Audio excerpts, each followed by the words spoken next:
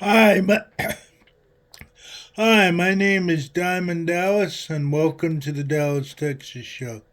Today I will be sharing with you some stories. I hope you enjoy. Ellen called, struggling to keep up with Meg. You sure know how to throw a party. Chapter 23, Sunday afternoon. So, it was Tony the whole time trying to stop the party. Shannon tossed a pair of socks across the room to Mike, who dropped them into his suitcase. Shannon and Meg were up in Mike's room, helping him pack to go back to school. Yeah, it was Tony, Meg said, shaking her head. What an idiot I was. You weren't an idiot, Shannon said quickly.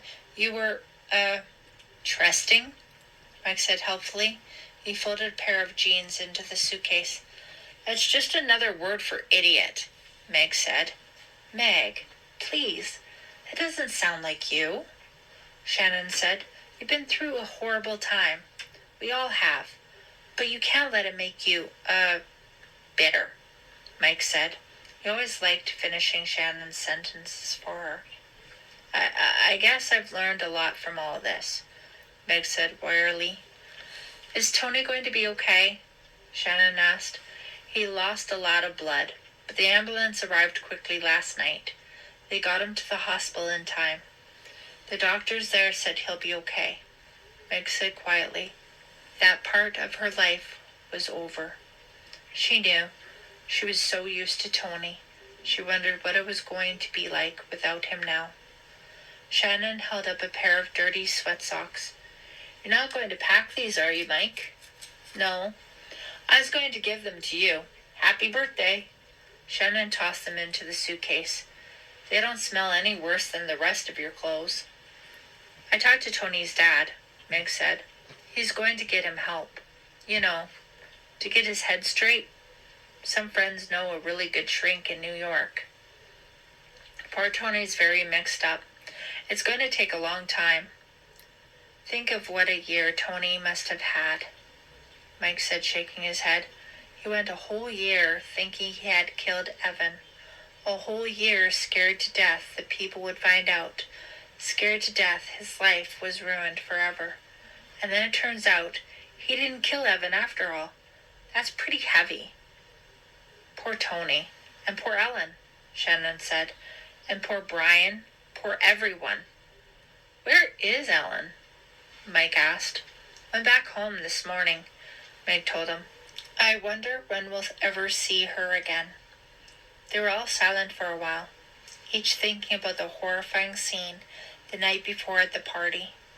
Bright sunlight filtered through the curtains, which fluttered in a warm breeze. Baby robins chirped from a nest just beyond the window. Your cousin Brian's quite a guy, Mike said finally. When he came to me with that idea about pretending to be Evan, I thought he was nuts. We all thought he was nuts, Meg said. Poor Brian. He was just so frightened of Tony. He lost himself in that fantasy game world of his just so he wouldn't have to face the real world. But if it wasn't for Brian and Ellen, we might never have known the truth, Meg said wistfully. Brian and Ellen? Meg asked, surprised. Yeah. They cooked up the idea together for me to appear at the party as Evan, Meg said. That's why Ellen went to visit Brian, Meg realized, to plan that little scene. So Ellen knew all about the surprise party? Shannon said. Brian told her. Mike said they both couldn't stand the guilt any longer, Mike said. They had to tell the truth out. They had to let everyone know about Tony, about them, and what really happened in the Fear Street woods.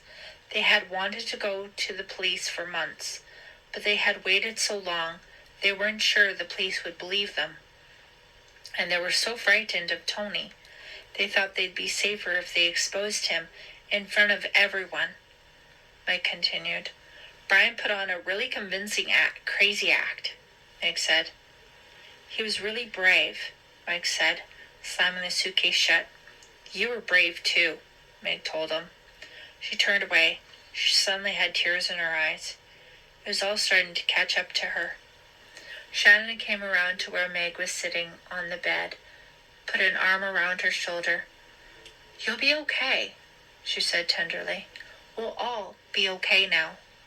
Meg wiped away the tears with the back of her hand. She and Shannon accompanied Mike down the stairs. He stopped in the front hall and put his suitcase down. "Please go tell Dad I'm ready to go to the airport," he told Shannon. "Aye, aye, sir." She hurried to the backyard. He turned to Meg and smiled. "You know, I'll be back in July," he said. "Maybe we could go out, or something." Meg returned his smile. "That would be nice," she said. "I'd like to go out with you, Mike. Only, one thing." "What's that?" "Please, no parties." The end. Please subscribe.